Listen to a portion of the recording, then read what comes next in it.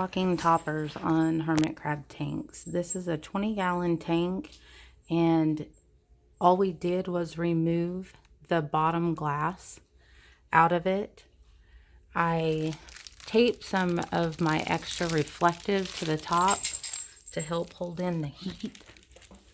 I have a LED light on the top. This is just a piece of glass that I had cut, and I put a command strip on it. I did go ahead and tape the edges here so they would not be sharp. The glass was quite sharp.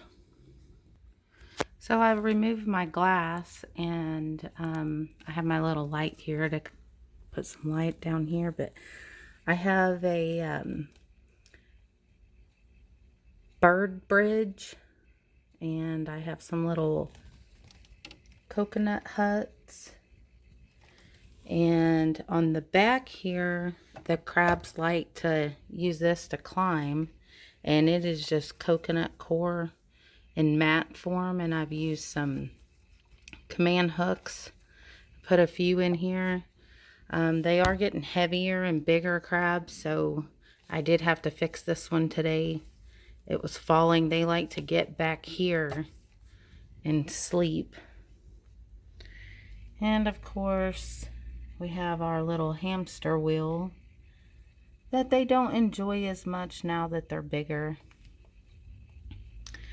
But today I'm going to be doing some cleaning.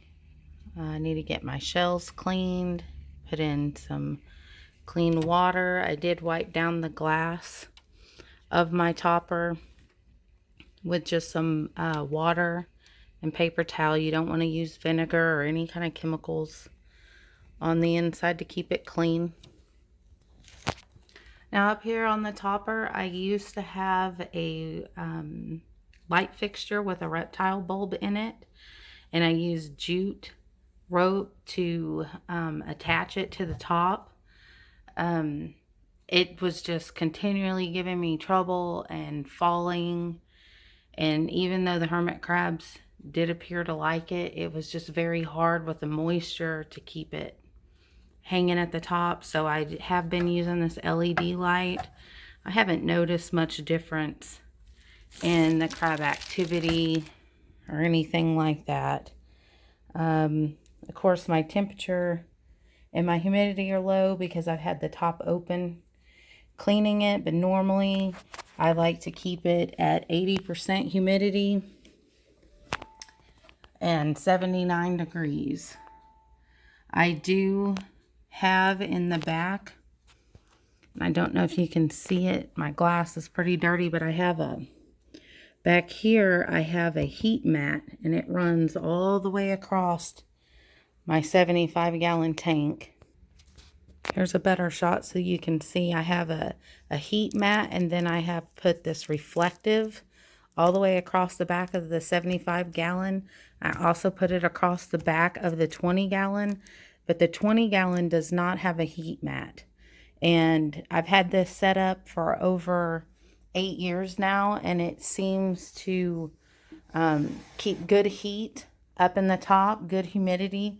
One good thing about having the coconut core mats here in the back is that if the humidity does get low, you can use safe hermit crab, just the plain water, not the salt water, just the fresh water, and spray it on the back, and it can bring up your humidity levels. Like I said, mine are just low right now because I had the top open and gave it a good cleaning. As you can see, the rest of the tank is very dirty and it needs to be cleaned. I have a lot of my crabs down right now. This one right here is Tyler, and he just come up from a molt about a week ago. So he's been pretty active. And then I got some bigger shells laying around since my guys are getting bigger, but I got to get in here and get them some fresh food, clean their water. I do that every week. If they run low on food, which you can see back here, they still have a bowl of food. But I usually do it once a week. I'll put in fresh food.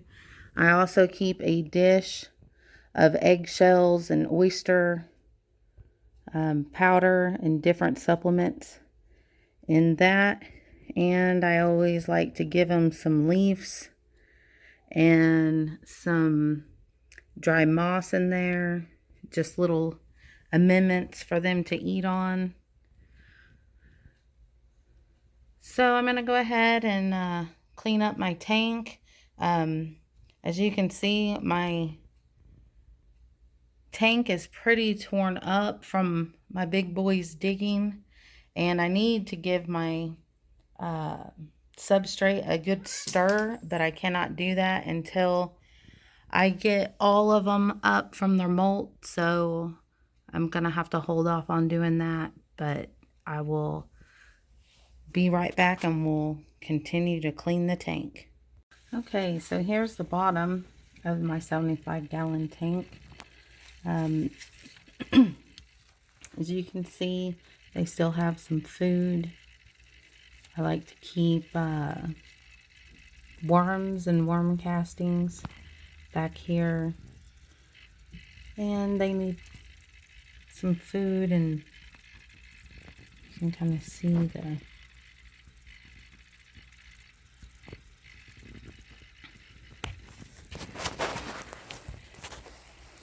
my tank is in pretty bad shape compared to how I normally keep it. I have been quite busy this winter, and so I have not been taking care of them like I normally would. So I'm gonna come in here and give the tank a good cleaning. I'm gonna spray some water on a paper towel. Come back here and clean since my pools are right here, the salt water tends to stick back here along the heating mat where it's at. So it just needs a good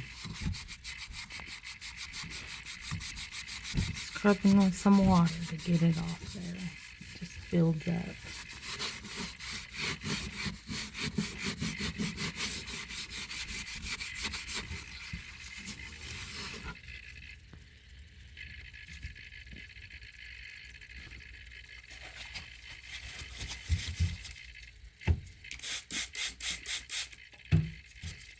Clean one here and go after it again. Like I said, it's been a while since I cleaned it, so get it good. I do like to wear gloves when I come in here to clean. I know some people are allergic to shellfish, and if you are, you should wear gloves. I just don't like touching the nastiness with my fingers. So we got that cleaned off, and so now the next thing that I do is kind of check my foods here.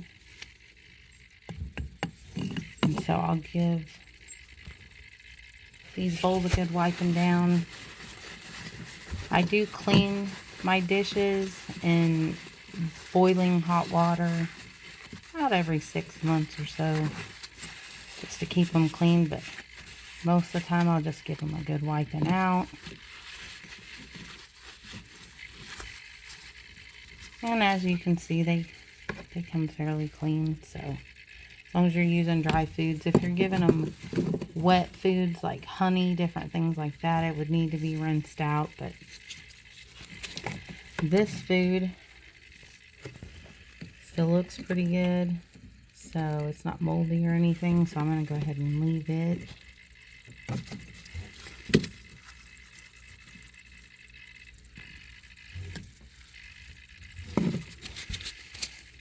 And then they've completely ate everything that was in this one.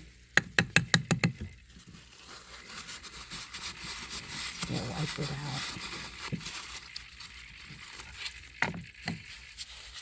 Now, when you have crabs under like I do right now, you want to be very careful moving things around, pushing the sand. If you see a mound of sand, it means that your crab is under. If you see a hole, it means that they came up. So over here, there's nobody under.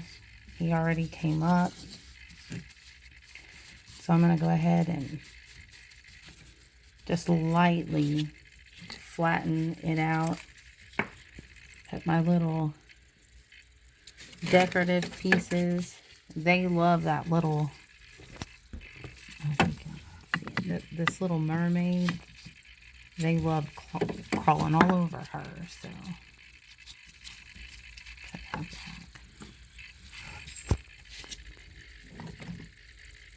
back.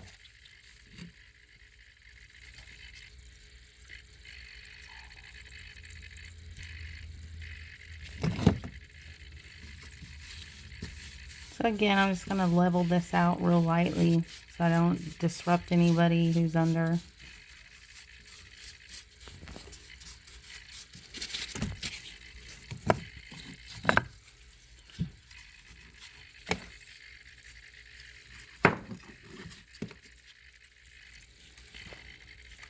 These are bird ladders, and I like to use those for access into my pools.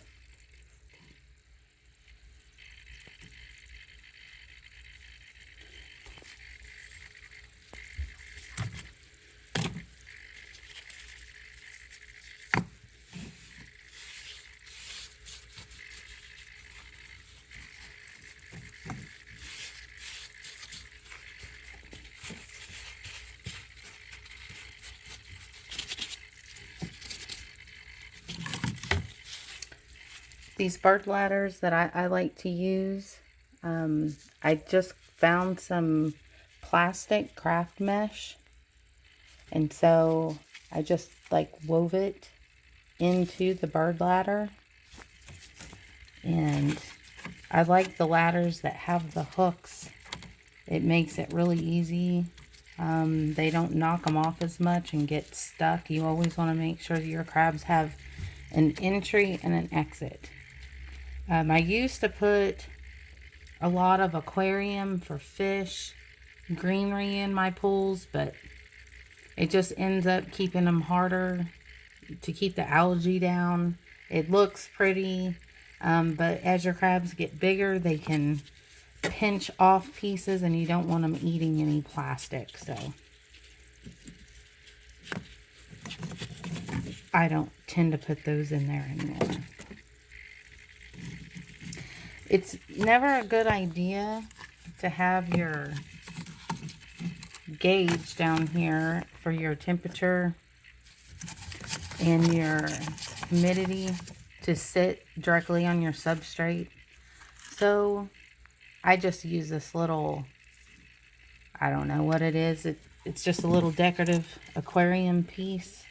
It keeps it up off of the sand, but I still get pretty good reading from it. And then back here, I have this core stuff. They have really ate it. I don't know if it's the roly-polies, but over the years, this cork bark has really come down in size. They like to get behind it and lay there. And then I like to put one coconut hut, and as you can see, move it in the light a little more, they use this as a bathroom. And so when I clean, I usually dump this out. I did go ahead and put in there some moss for them because it is their toilet. That's the one spot where they go. And you can see somebody has a tunnel dug underneath there, so we don't want to disrupt any of that.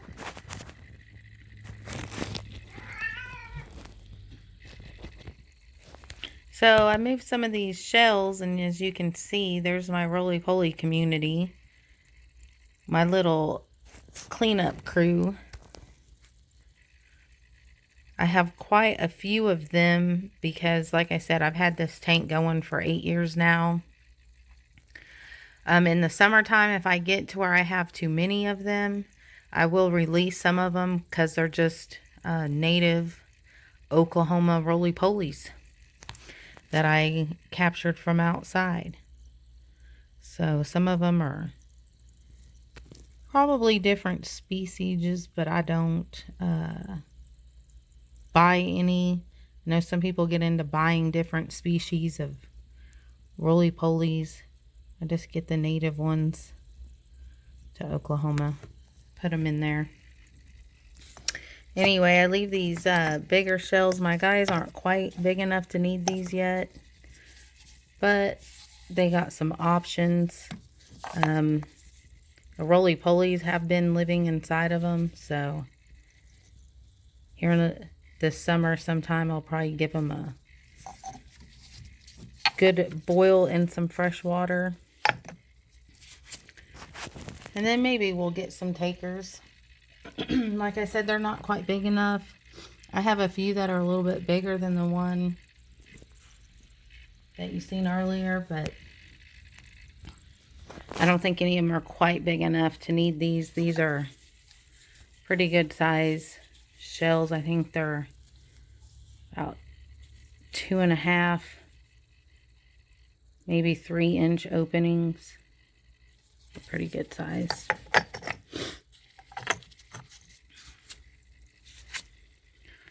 Okay, so I'm gonna wipe down my glass. As you can see, it's fairly dirty.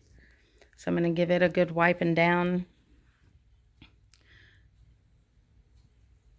And kind of clean. As you can see, I got a little bit of dark spots. It's not really mold, it's just kind of a little bit of dark spots, and some of it, like right here, is where I put leaves and the leaf sediment with the moisture that's on the glass every morning. I don't wipe it down, but from the leaf sediment and then the water, it has kind of left a little brown spot, which I can get a paper towel in there and clean it. I do have a false bottom. I have a false bottom video if any of y'all are interested, and you can go in and see that. But this will keep it from having any floods. You can siphon the water out from the bottom, and as you can see, there is a little bit of water that I can siphon out of there. So anyway, I'm gonna wipe down the glass and then get them some fresh food, siphon my pools out, and then they'll have a clean tank.